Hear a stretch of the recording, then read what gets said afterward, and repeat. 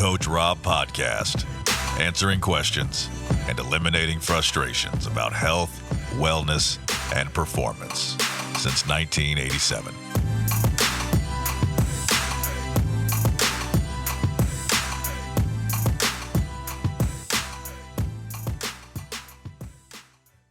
Welcome back, everybody, to the Coach Robb Podcast Network. We're here on our newest episode of Meet the Guests. I'm very happy to introduce to you Mr. Andrew Hopson. How you doing, Bahapo? Good, Rob. How are you today? I am doing good, my man. I'm beyond excited to give people an opportunity to get both to know you and to know a little bit more about your story. I've had the privilege of knowing you personally for, going on 5-6 years now. And I've always been intrigued with your journey. I've kind of done some homework in the past, realizing some of the trials and tribulations that you've been through, and the whole genesis behind this episode, particularly this particular podcast, Meet the Guests, is about showing that success doesn't just fall in your lap. It's what do we always say? Luck is where hard work meets opportunity. So I really appreciate you joining us. Before we go any further, just want to thank Complete Med Solutions. They are the presenting sponsor of the show this week. And Andrew, not many people know what your role is here in the States. And so just to set the context, do you mind giving just a little bit of a background of what you're comfortable with? I know there's some things that you can't go into great detail with, but can you give a 10,000-foot view of what you do or have done here in the States? Yeah, I mean, I guess from the start, I mean, right now, currently I work for KTM North America. I've removed myself from pretty much all professional racing, unless it's for myself, whether it's a bicycle or a motorcycle. I've stood on the side of the track for best part of half of my life, 25 years plus, 15 AMA champions over that period of time. But I mean, to go back to the original, when we talk about the first thought of like, hey, there's something outside of Australia. Okay, I'm originally from Australia. I grew up in a town called Newcastle, same town as Chad Reed, Dave Feeney, Christian Kibbe, Craig Anderson. There was a multiple of guys that all come out of that industry. And like I mentioned on the pre-show, it's like, we all grew up in an era where motocross action was 3 months to come in, or a magazine from England was 3 months on a boat. Everything, we were on an island. So, we would thumb through that. Again, like Danny Ham and all these guys that all had some success all the way around the world. We're all from the same town. Again, you talk about being in the, motocross in the 90s. Suspension wasn't really done. There were some guys that did suspension, did some engines, and there were some basic little teams. But, for me, I think that we would get motocross action. We would get Stanton's Motivation on VHS, and you'd play that until there was nothing left and someone else would have another copy and so on. So in terms of like, essentially being on the island and just waiting for that stuff and go ride and do whatever, and I had, there was a couple of guys in Australia at the time that were a little older than me that you heard of a guy that went to Europe and did MotoGP, 500 GP, or someone came here and had a little bit of success. And, all I was ever told was, hey, get married, get a job, buy a house, have kids, and away you go. And I was like, man, there's something different. There's something there. I don't know quite what it was, but, that transition really started back in like 92 when a guy from New Zealand come across. We become friends. And then he eventually came here. That was Dave Finney and myself would always travel around Australia. And we weren't that good. I mean, like we were just amateur guys, but we just loved it. So the next best thing is go, well, I want to try and work with motorcycles, right? Because I can't race them that good.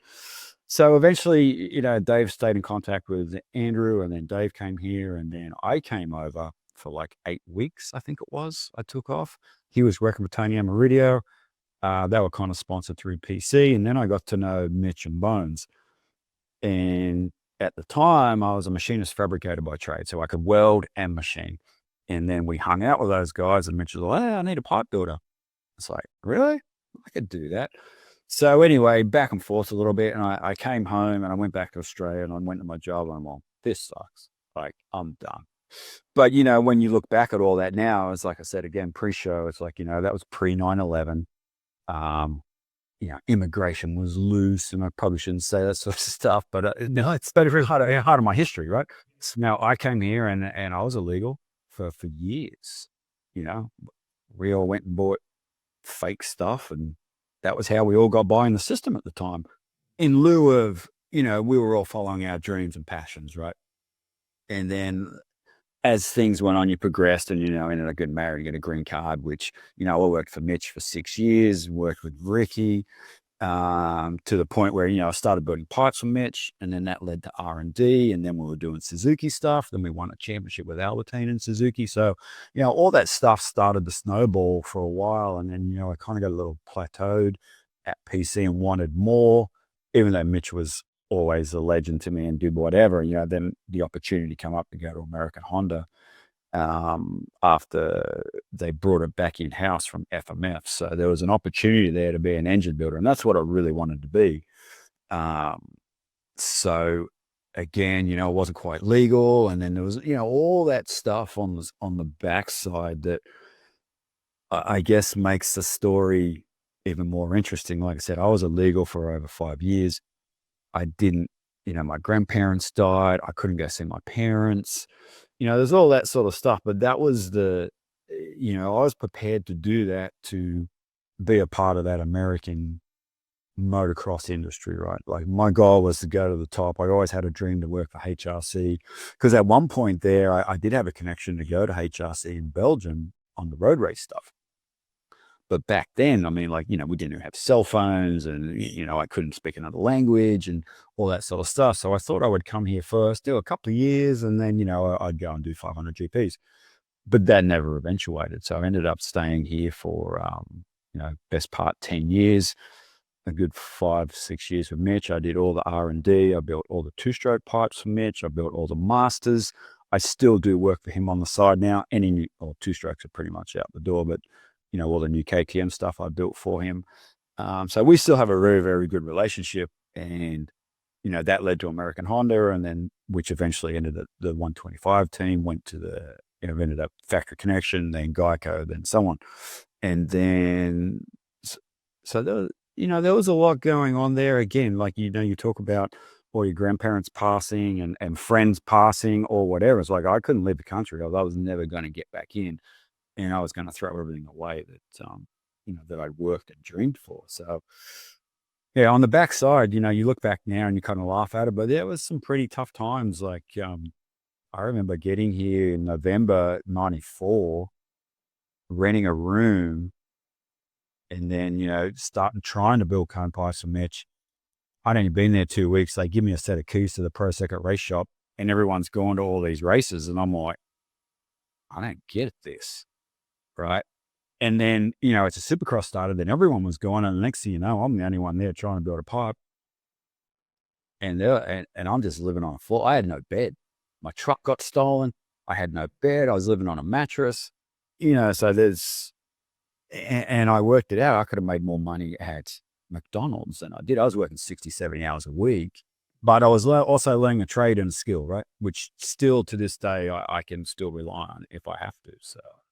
Yeah, there was a lot going on in those days, especially in my early 20s, when you're trying to establish yourself, you're illegal, you can't go home, and if you go home, your backup plan's gone, right? Like, you'll never press. So, but so that's some of the story right there. Let's back the train up just a little bit. You sleeping on a floor, not to pot the piss in and a window to throw it out. How old were you when you came over? I was 23. I think I came here with 2 gear bags. One had clothes and one had riding gear, and that was it. I had enough money to buy a truck,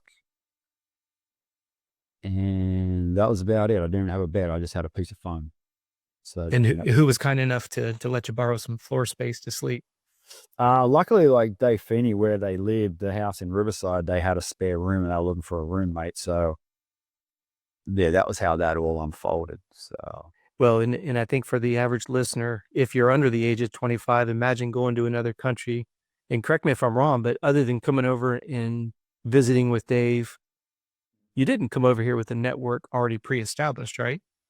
No, like I knew, like he picked me up. I mean, from that 8 weeks prior in '94, I got to know some people, Ali Simar and guys like that were, you talk about those guys now, and it's nearly 30 years ago. Yeah. He went on to work for, he worked for Jamie Dobb with Mitch, and then obviously worked for Kevin. So, and I can remember, like I said, you're thumbing through all these motocross actions, reading all this stuff. And I remember going to PC and Randy Lawrence was there, and I'd become good friends with Randy. And like, I'm there one day and all these trucks just pull in. I mean, it's McGrath, it's Lammy, Sean Palmer, Phil Lawrence, they're all in the, and I'm all, the hell is this? I didn't even know who Palmer was. Anyway, I ended up working for Palmer when they did the crossover thing at American Honda a couple of years later. But like, I was just a kid fresh off the boat that liked motocross action and motocross racing, right? I had, and then you just work out, they're all normal guys, but they have some talent in some extra areas.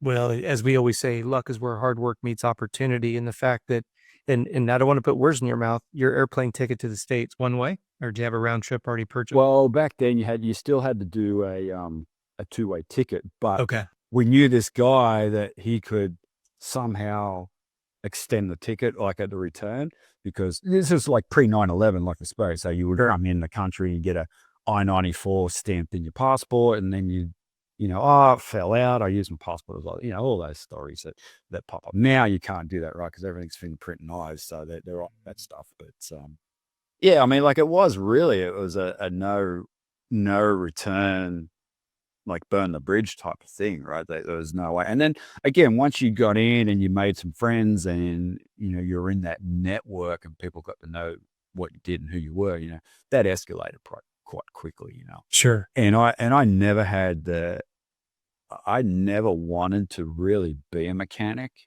Like some people thrive to be a race mechanic. I didn't. I liked the more technical side. I liked the engines. And I liked fabricating welding. And Mitch was like, you can fabricate weld, you start Monday. But, to learn that it's a black art, back then, we built everything on bandsaws. As to now, we have a CAD program. We can, it's a little different, a little easier at times. But I mean, there was days, Rob, where I was 16 hours a day for 5 days a week. And I was the only one in the shop just trying to build these pipes, right? And the guy that showed me was Mike Hooker, who was a team manager at PC for a while. And he went on to be an engineer at TRD as a fuel injection engineer. So like he would go to the races and I'm just there, Mitch would fax across the setting and I have to go to Jody Wise's house and grab a bike and, all that sort of stuff. So again, there was a lot of days where it's like, screw this, I'm just going to go home. But, you're stuck with it. You'd build a pipe and you'd hit one and, well, man, that's the best thing looking ever. And the next one would be the worst thing ever and like throw it in the trash. But I mean, that just, you kind of, I don't know. I mean, I guess when you take your everything and you bet on yourself and you got 2 gear bags and you go, I got to make this happen. I guess, like you said, the work creates the opportunity and opens the doors. But for a lot of us at the time, just being here and I hate saying the word illegal, but, we were all stumbled by that to an extent on how far we could go unless you either, got married or got a green card through some sort of other avenue. Well, and putting all political incorrectness aside, I mean, you were coming over here to be a productive citizen. You weren't coming over to leech off the system. And, I think there's where there's a political difference. And I think most of our listeners would agree with what you did. And even respect the risk that you took. As the old saying goes, if you listen to Bob Hanna talk, ironically, he was a welder as well. And if you remember his story, he got in trouble because he was on a job and he's like literally got caught staring out in the field. And his supervisor's like, what are you doing? He's like, I'm just dreaming about riding my dirt bike in that field. And then when he finally got an opportunity with Keith over at Yamaha, he's like, I don't care if I have to run 10 miles a day. And his point in giving all that background was, once he found what he didn't like, it made him appreciate what he did every opportunity they ever gotten thereafter, because he knew he didn't want to go back to welding. He knew he wanted to spend his life on a motorcycle, and obviously the rest is history. It also reminds me of the Vikings, right? The Vikings would, when they get to their destination, what they do? They burnt their boats. They're like, we got to figure out a way to make it work. And that's what you've always reminded me of, is it's like, figuratively speaking, I've got a one-way ticket. I'm young. I do have to ask, what'd your parents think when you said, "Hey, I'm heading to the States"? Um, I think, geez, I got to think back now. I just got off the phone with them. Actually, I should ask that question. Um, I think they were both shocked and relieved. And, to go back even further on that, like, my mum's from England, so she was classed as a 10-pound pom. So she left England, I can't remember what, in the 60s, and it was like 10 pounds to catch the boat from England to Australia. So she was an immigrant as well and had done that all as well. So I think at some point they knew that. I mean, I'd talked about doing MotoGP and I'd talked about that sort of stuff. So I don't think it was a shock,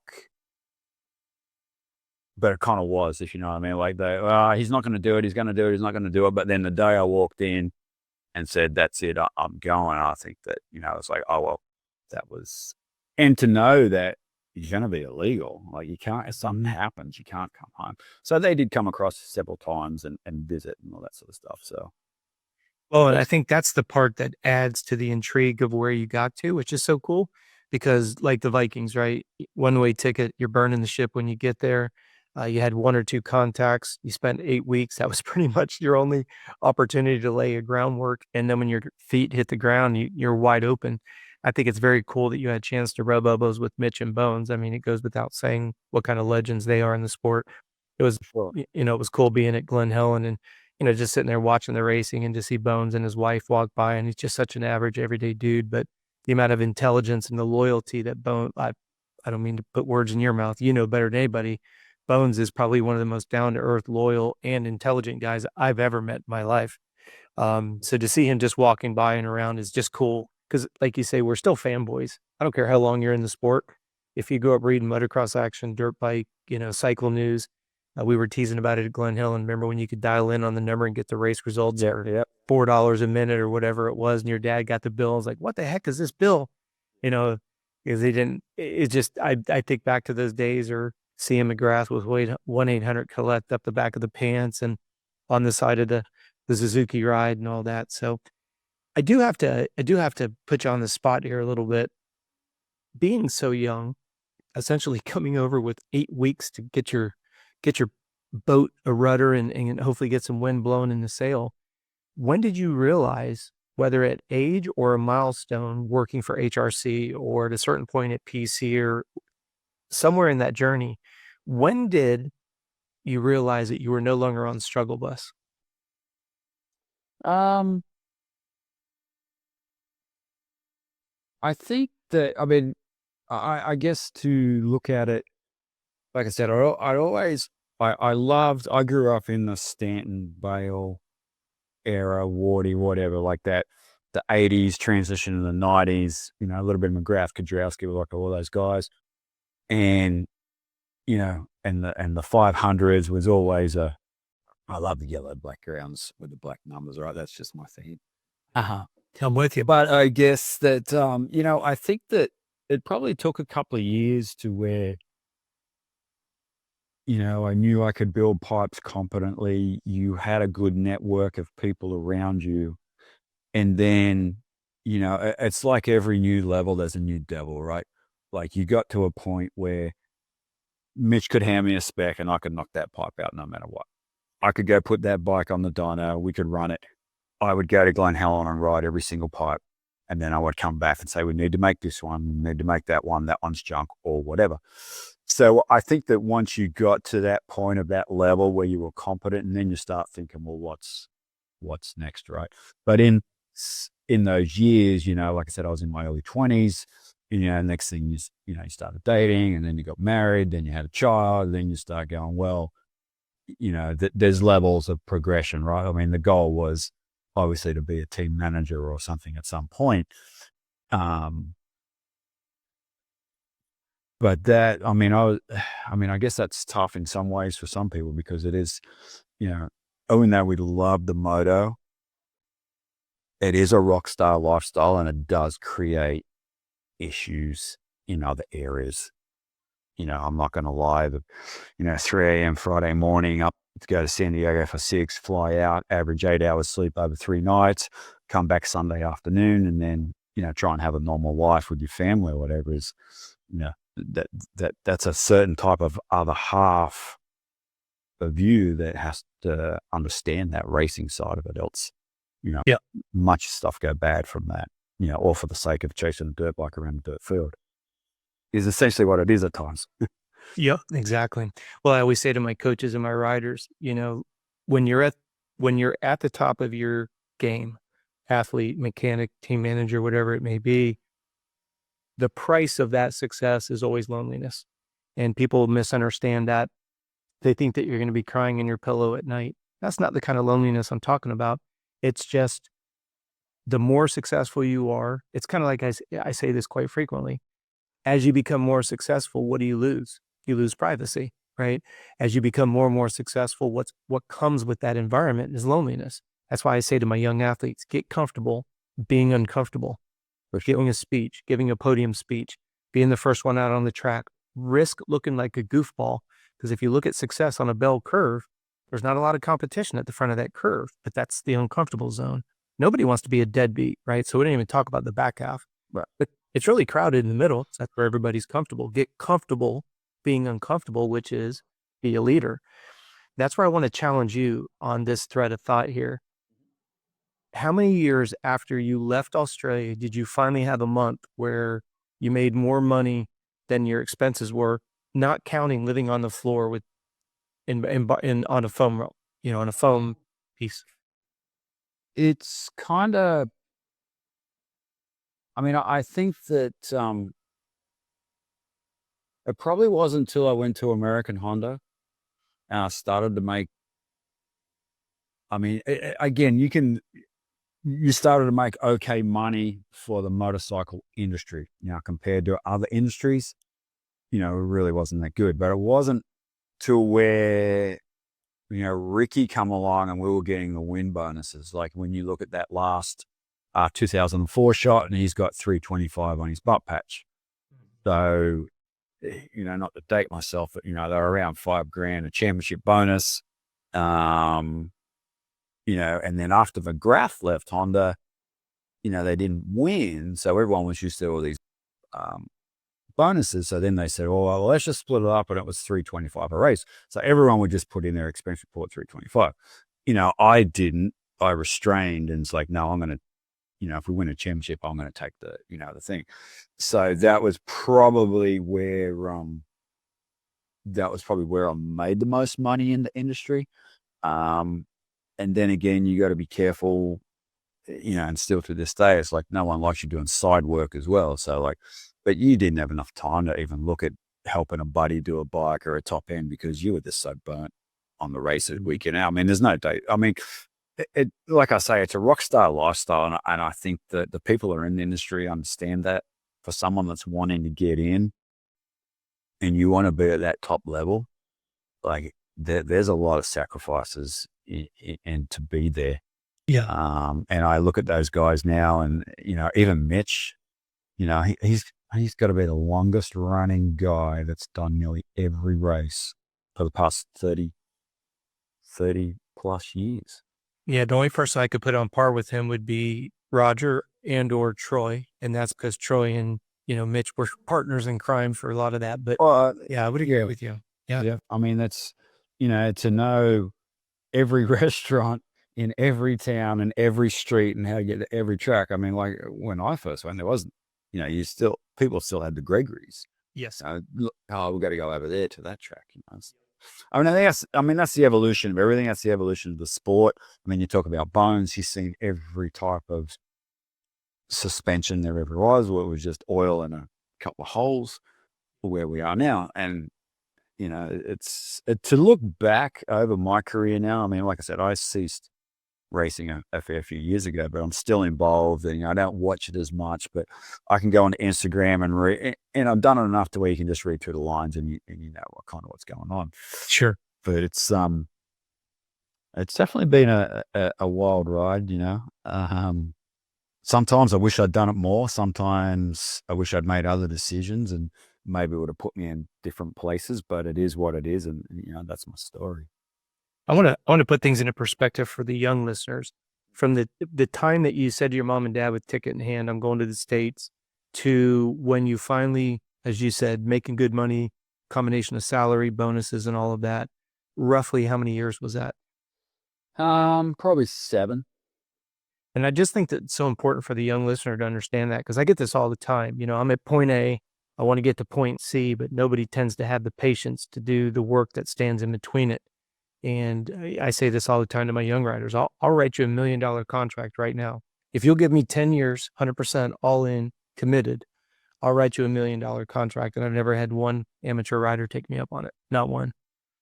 And I always find that interesting. Like I'm working at getting a group of young riders together to take them over and work with Richard McEwen in the UK, do some British GPs. We're going to go over, going to work with Andre at Cat Moto and maybe Sergio over at Cowie, give them a chance to go experience Spain, some of the MXGP tracks like Lommel and maybe Fox Hill.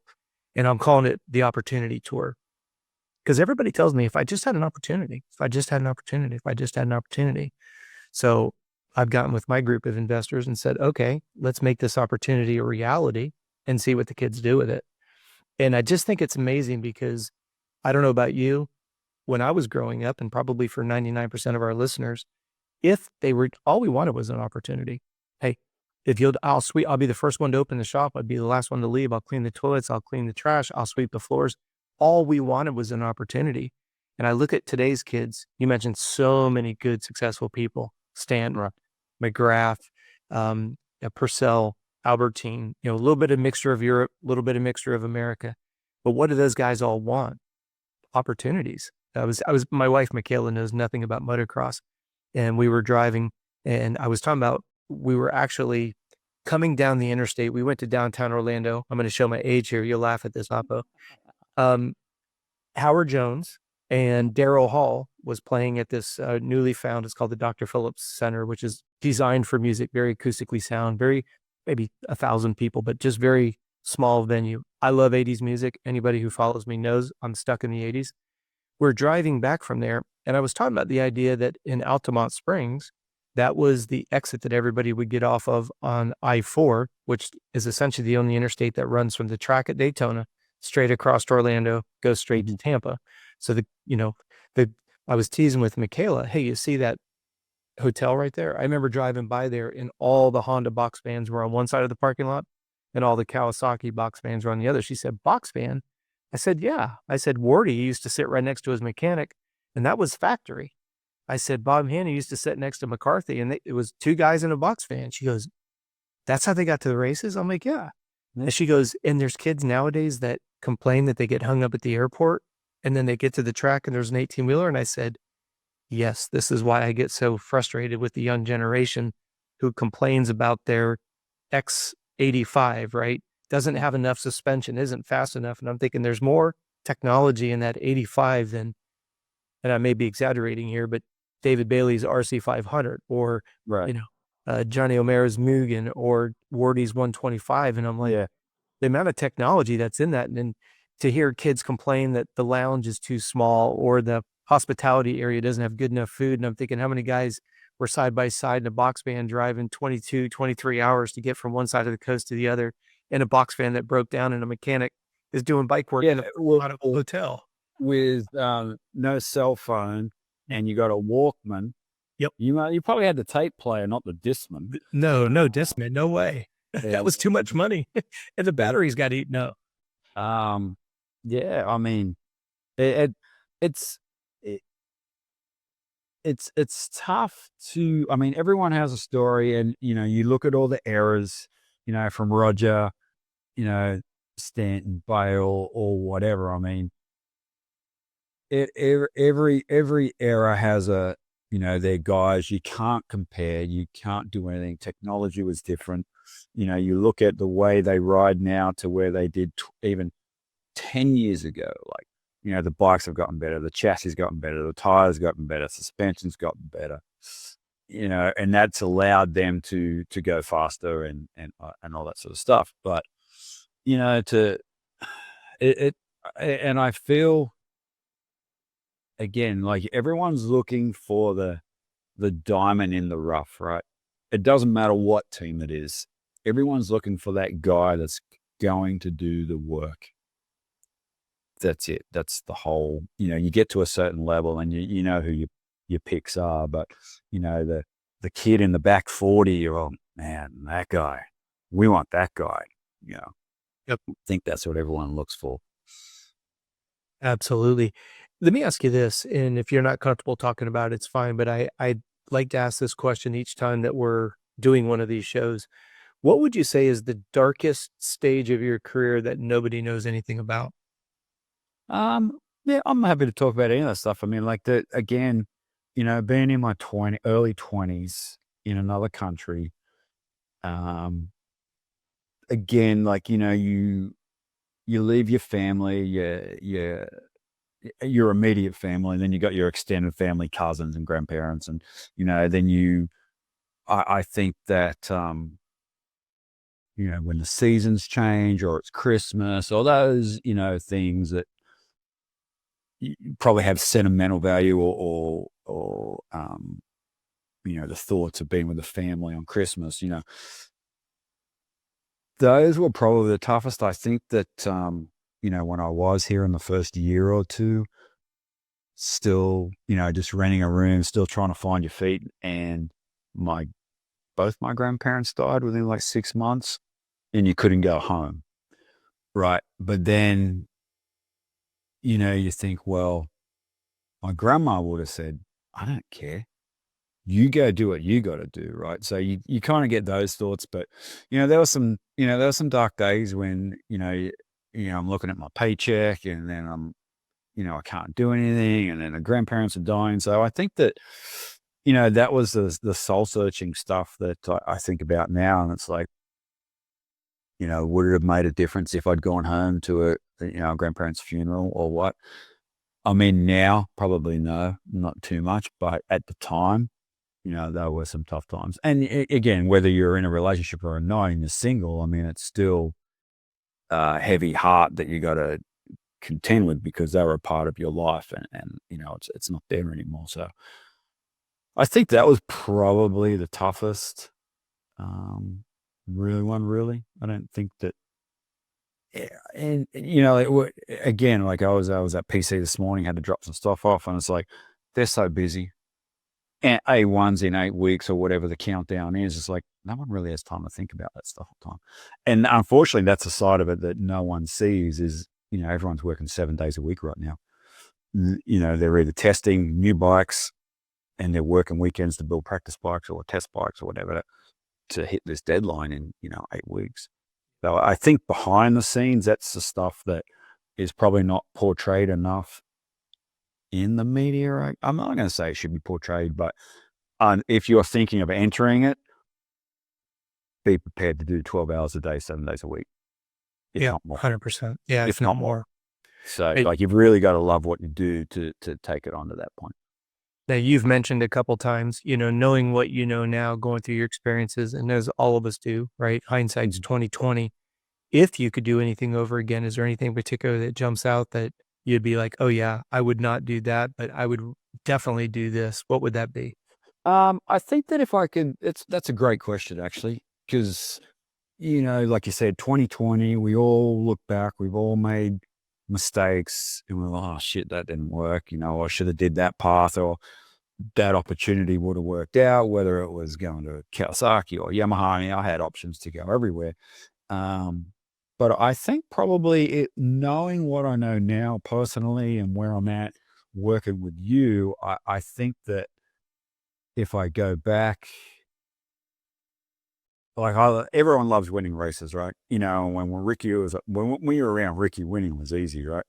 But it's when he's not there is the hard work, right? Everyone's reinventing the wheel every Monday. It's like, God, how are we going to beat this? But I think knowing what I know now and having been so technical my whole life, I in the path I'm going now, what we have done and training and coaching and just personal development and fitness, I think now I was like, man, I should have done that 10, 15 years ago. I think I would have been in a different spot where I am now. Not that I'm discrediting, all the technical and mechanical. Like I said, I still love the weld, I still have the machine, but in terms of growth personally, I think I look back, it's like, man, I should have shut that business down in Australia 5 years earlier and focused on something like that. But I didn't know that at the time. It wasn't until we started working together when I'm all, hey, there's a whole nother ball game. There's a whole nother avenue on this that is there to learn and be open about. And it's like, and in the 80s and 90s, even in the early 2000s, like training and personal development was kind of under the table a little bit in motocross for sure. I mean, like you talk to bicycle guys, as you know, and triathletes or whatever. It's like the moto industry was just, I don't know how it was ever so sheltered from it, but Yep. I think that's probably the only change that I probably would have done was probably started this 5 or 10 years sooner, I think, or more education in that area. Whenever you're moving forward in life, we constantly run into these glass walls, glass ceilings, back up, bump your head again, keep trying. What would you say if you're able to articulate yourself to somebody else? How would you describe what motivates you? How do you stay motivated in all of the different levels of, I wouldn't even say defeat, but the levels of frustration that all of us have gone through? Yours are a little bit different because they do involve international travel, that vacuum effect of leaving family. What is it, if you were to explain it to the listeners, what motivates you? How do you keep getting yourself up one more time than you get knocked down? Another great question. I could probably answer that several different ways. I mean, I think, striving to be better financially, mentally, physically, and spiritually. I mean, they're the 4 that I try and always operate in. I know that health is wealth, and as health, we can't predict anything internally that may happen to us, but I do my best to stay as healthy as I can. I think that when you look at some of that stuff, we all have fear. We all, growth is so hard at times because we've never been there. And I think that's always, like you talk about the glass walls, it's like, well, I'm here, I want to go there. How do I get there? And then it's like, fear is such a tough thing because your mind doesn't want you to be hurt, right? It wants to keep you safe. So you're like, damn, do I take that flight? Do I go live in that country? Do I date that girl? Or, do I invest in that stock? The fear, that fear of losing I think is what holds the majority of people back. And it takes a long time to overcome those fears, I believe. And it's something you got to work on every day. So here's a loaded question for you. Mhm. You've been around a lot of very successful people, some obvious, some not so obvious. Do you think people are more motivated by fear or pleasure based on your experiences with all these people? Ooh. Now you're putting this on other people. And I'm not asking you yourself, are you motivated by fear or pleasure? But seeing the environment, both inside moto and out, because you're very involved in a lot of different disciplines, gravel bike, road bike, cycling, very broad spectrum. What do you think most people work in, motive fear or motive pleasure? I think majority of pleasure, right? Because I kind of had this thought the other day. It's like, I can suffer on a bicycle for 4, 5, 6, 10 hours. But for me to go suffer and learn, it's like, all right, I want to learn how to be the best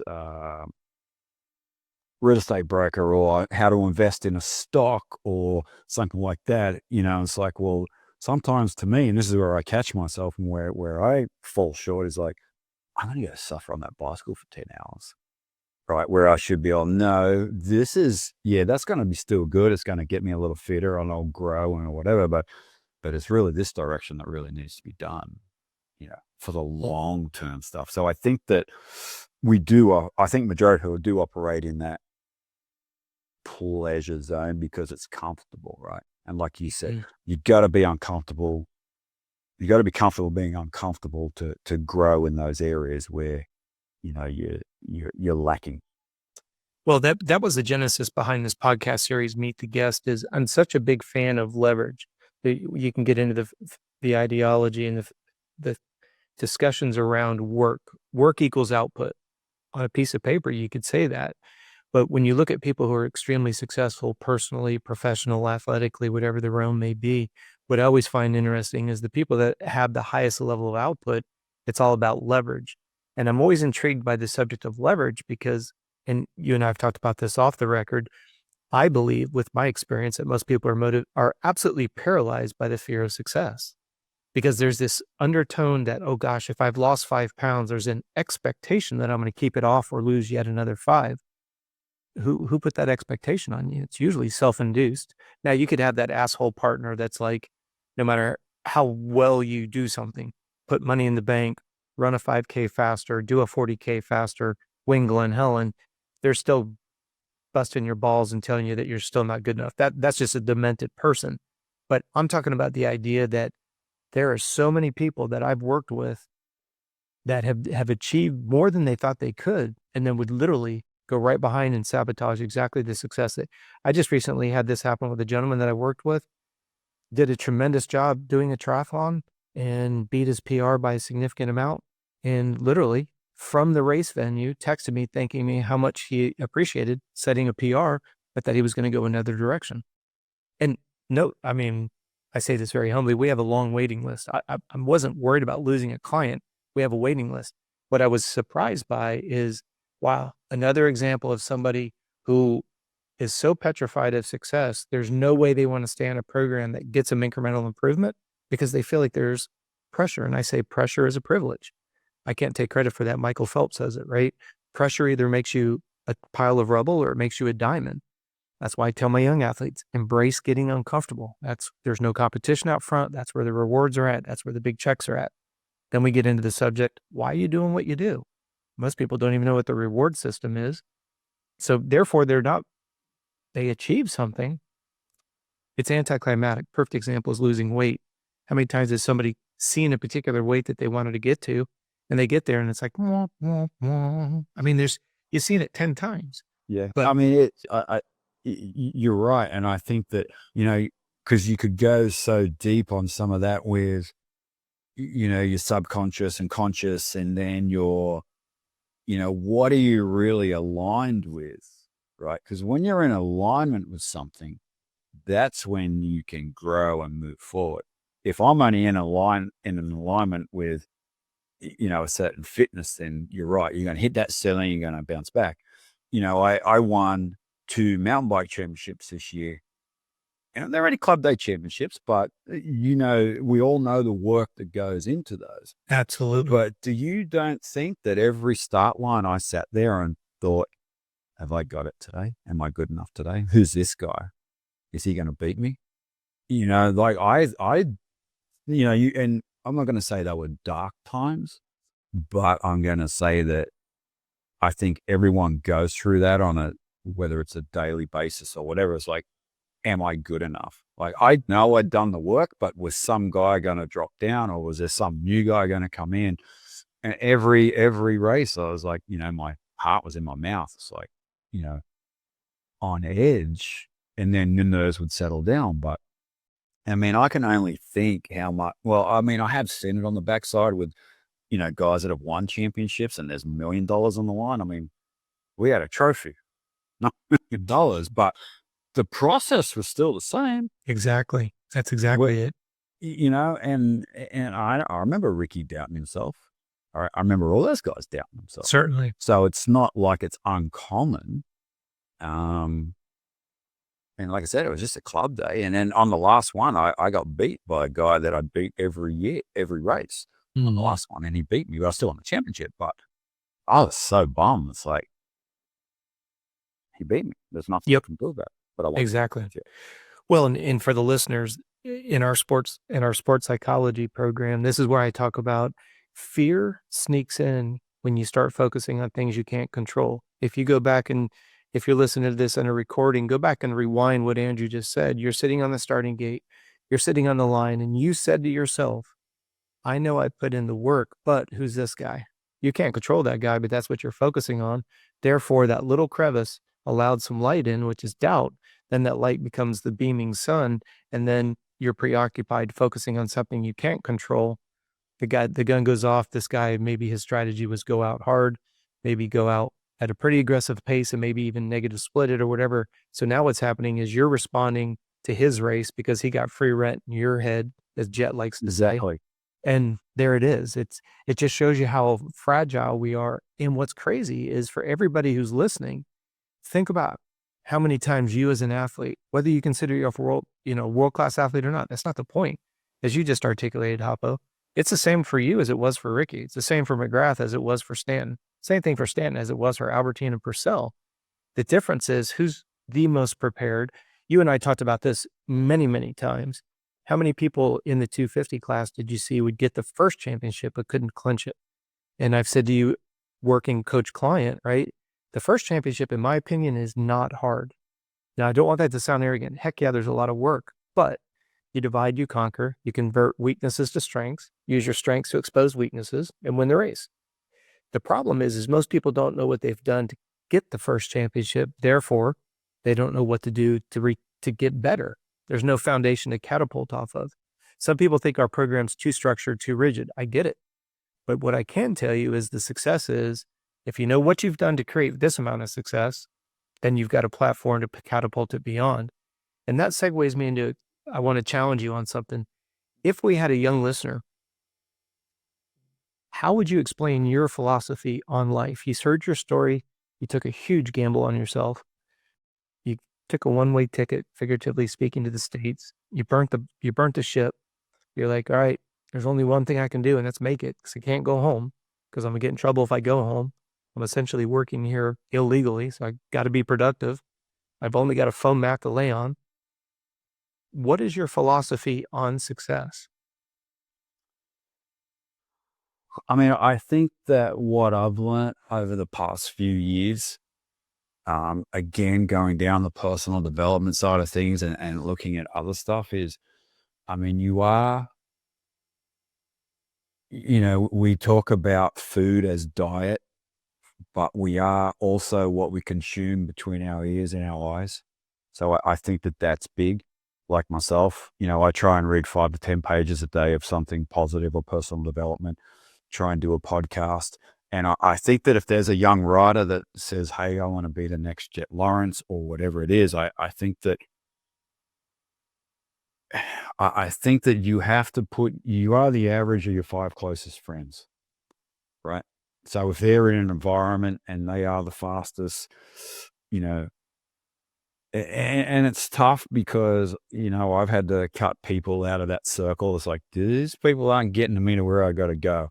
Okay, where's that group that is going to accelerate, or I call it fold time? If you wrote all your goals down on a piece of paper and you folded that in half, how do I get to the top to the bottom as quick as I can? Well, that comes from coaches or masterminds or whatever to increase that fold. So, I would be looking at ways to be involved in, be around the guys that are always at the pointy end.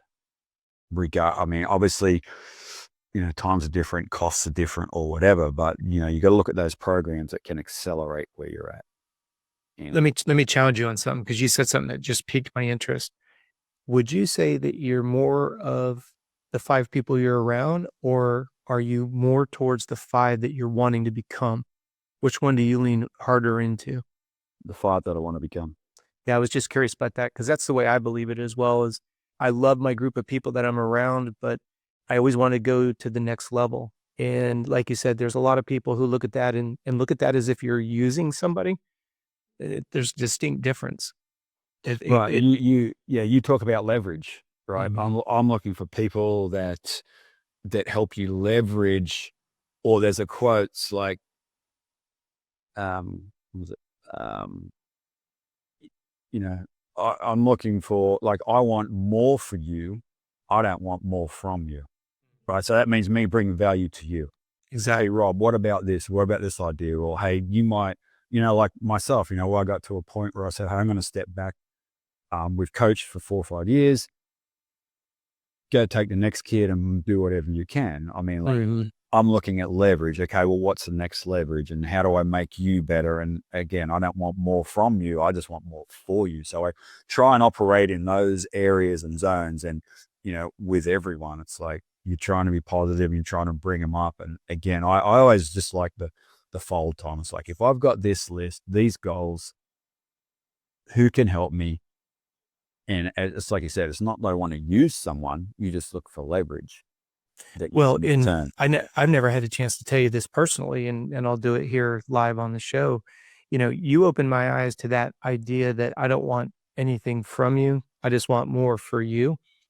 It was the first time that, if I may use generically, the philanthropic attitude made sense to me. Because you always hear these cliches and these comments, and I don't say cliche in a negative way, but you enjoy life more when you give than when you receive. And I was like, I understand that with my kids. I understand that with my wife, but at some point, giving more than you can receive, it's like, and I'm only talking about my little brain. I'm just me processing it. For those of you that don't know, I was put up for adoption at a young age. I lived in a car with my mom. It was, to me, I was like, give more than you can receive. And I'm like, my mom has nothing. That's my framework that I bounced off of. That's where I was kind of my beginning thoughts, like, and then I go and I fast forward to today. You look at all the different places that are out there to help somebody who's in need. Now, we could argue there's a lot of waste that goes into that. You have a single mom, husband dies in a car wreck. She's working, she's doing the best she can, but if she makes $1, she gets no welfare. I'm not into how ridiculous that is. Right. But I had a really hard time with this idea, just give, give, give, give, give. And if you gave, you still weren't giving enough. You were the first person that helped me understand that giving is more about trying to help the other person get further ahead, where, like you just said, how much can you said it better than I did. You're giving, trying to get more for myself. But you were the first person that philanthropic ideology started to actually resonate, and it stuck. And I was like, okay. But I think where it was different for myself, and I'd love to, I want to clarify it while we're live here on this show. I don't know if it was intentional or not, but for me, it was like, okay, I now understand the idea that I've got my network of people that I love to hang around with, some friends and family, and I'm not discounting that. But if you're asking me, how do I get to the next level professionally? I always put athleticism with the professional career. If when I was racing BMX and I achieved 8th in the world, well, of course I was striving to be number 1 in the world. There were guys like Todd Corbett that got me out of bed every day. There was a Donald Simpkins that got me out of bed. Big E, Eric Bartolos, ironically, believe it or not, I raced against John Tomac, and he was number 1 with Mongoose, right? I was number 15 in the nation the year he was number 1. Those were the guys that got me out of bed. But the idea that because that's what I want to make sure it's very, very clear. We're not talking about using somebody. And I think anybody who's listening to this understands our perspective. I don't like to see myself being the sum total of the 5 people I'm with. Those are my friends and family, but I'm not trying to get better and make the people around me better unless you want to be on kind of on a fast track to getting better. The people that you hang around with. I consider yourself a dear friend. I learn a lot. We challenge each other, and we share books and ideas and all this other stuff. And you put all that together, and you're like, to my point is, you help me understand that, okay, you've got your group, friends, family, that's awesome. But if you're looking at it professionally and or athletically, you damn sure better be pursuing somebody that's beating your ass every weekend, because they're the ones that are going to get you out of bed in the morning. You're not content at 8th in the world. You want those other 7 spots. And I say this to my coaches all the time. The difference between second and first is pretty minimal. If you take running and like sprinting, you're talking hundredths of a second. But the difference between first to second is 10 times as much. Yeah, I mean, when you put it like that, I mean, in terms of the championships this year, like when Sexton or Chase and they're back and forth, and it's like, how am I going to beat that guy? Or take Ricky and Chad. I mean, I was in that era. Yep. And it's like, he beat me. How am I going to do it? And again, part of the reason how I ended up with you is like, because in those eras, you just work harder and harder, right? Mm-hmm. Now we go, no, you just need to work smarter, and, rest is important and everything else. But, there ain't a guy that goes by that goes, I got to work harder, because that is the goal. But in terms of like, growing a business or growing exponentially in areas, like you always have to be looking for that person that's going to help you, because as you've probably found, like if you're doing the work and you have the drive and you have the goal and the vision, there will be someone that will reach down and go, "Hey, Rob or Andrew, I can help you out. I can see the work. I can see what's going on." And I think that, with the moto industry, and this is just my opinion of the moto industry, because I've seen it evolve over 30 years, is like, it's expensive to get into. Right. You're probably talking 20K. If you had to go down to a motorcycle shop and you're all, "I'm going to race Glen Helen this weekend." I mean, you had to pay retail. And I think that's where a lot of us come unstuck, because it is so expensive, but it is a great sport. So you have that monetary value that, somewhat holds. It's like, I haven't done the math, but I'm sure it's 200 grand to do the nationals and Supercross for the year. Sure. Easy. That's a chunk of change. Yep. An average W2 guy is not doing that. Exactly. Well, and you piqued my interest on something.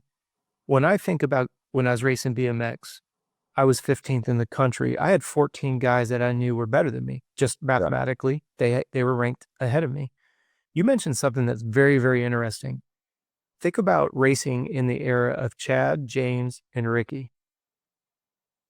Yeah. And the reason why I say that is the talk this summer was what? Sexton to Jet, Jet to Sexton. And then you threw in Hunter against Jet there for a while. But for all intents and purposes, the big talk was going to be Sexton versus Jet. I don't think a lot of people have recently thought about, man, you had to, when you were in a time with Ricky, James, and Chad, your head had to be on a swivel because you weren't worried just about one of those guys. You had two of those guys and 3, 4, and 5 right behind them, the Wyndhams, those guys that were bad. I mean, those guys that one slip and Larocco was taking to right there. Absolutely. So there was. But think about that era when you've got, no disrespect, but when you've only got one other person that you need to beat. And it's like, okay, well, you hear Ricky and James when Chad was no longer in the picture, right? It was like what did Ricky say all the time? I was just going to push James till he wrecked. And if he didn't wreck, he usually won. Yeah. Well, now you realize you're not even thinking about the other 39 guys on the gate. All you're thinking about is one dude. And yet our listeners, we have to think about business. How many challengers are there? Infinite amount. We have no idea. Everybody that's breathing is a potential competitor. Everybody who's in a relationship, there's always competition. You could lose it, right? Yep. We don't work to get married. We work to stay married. We don't work to build a business. We keep grinding to stay in business. This is something I say to my coaches all the time. Please don't. The only person who loses is the one that gives up. You don't start a business and win, because no matter how much money you make, you can always find somebody that makes more than you. No matter, like you said, no matter how fast you are on a mountain bike, on any given day, someone could whip your ass. For sure. As the last race just proved to you. Now, whether you were tired, distracted, whatever it may be, only you can change that. Yep. But when you look at life, relationships, business, that's why I'm always fascinated by having all my guests come on. You've been knocked down many times. You started behind the 8 ball. You were the Viking that burnt the ship, I'm intrigued as to what keeps you motivated after 30 plus years of seeing the good, seeing the bad, being exhausted, having some self epiphanies. What is it that keeps you motivated at this point in your career? I think, and it's funny you say this, because I just ended a relationship about 3 months ago. So my focus has changed on some of that stuff, but yeah, I'm always,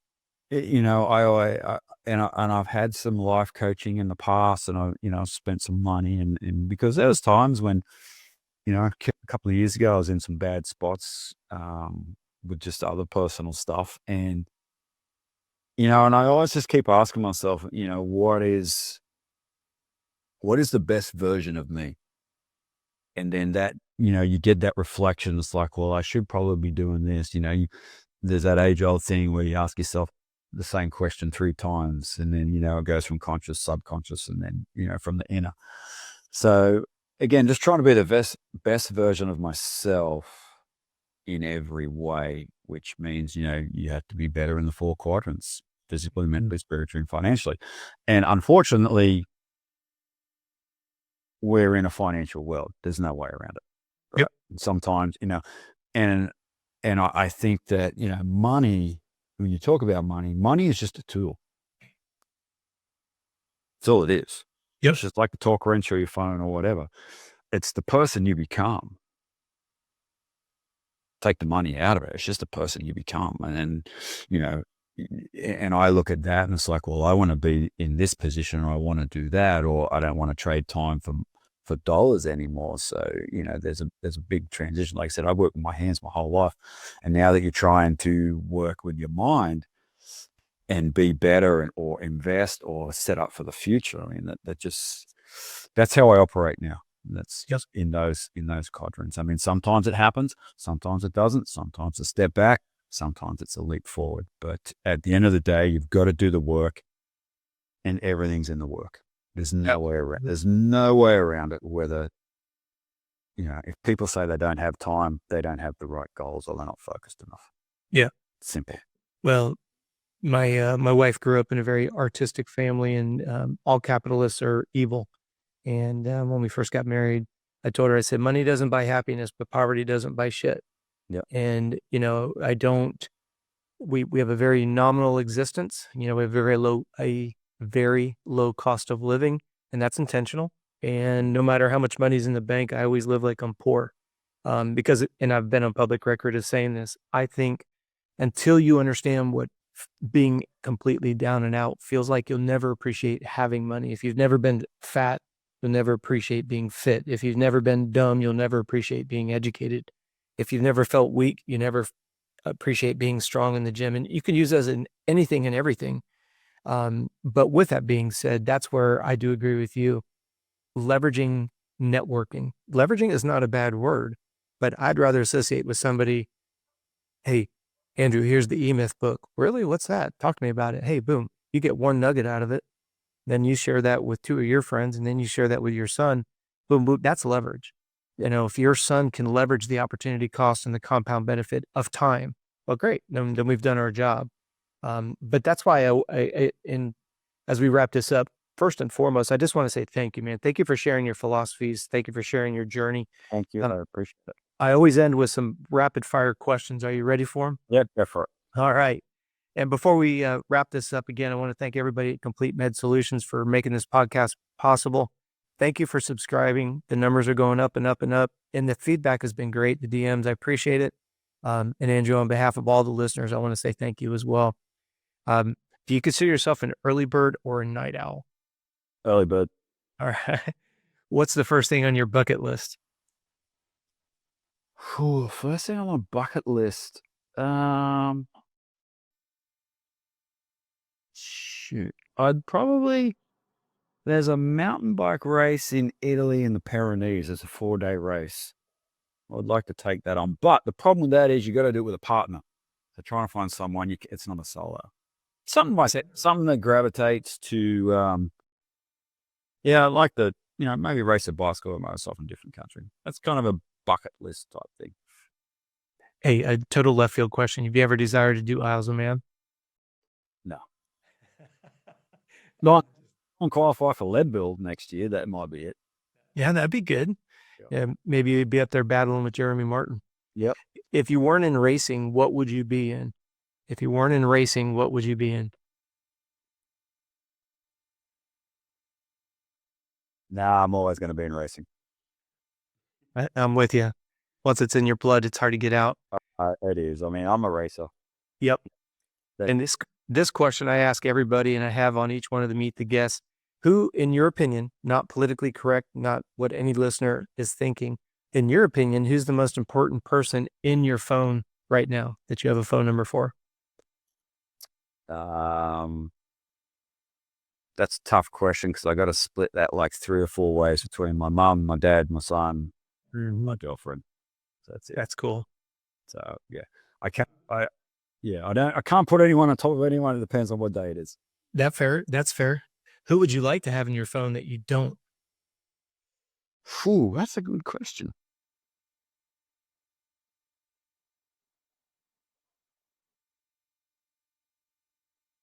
You got me on that one. I have not thought like that. No, that's fair. Mm.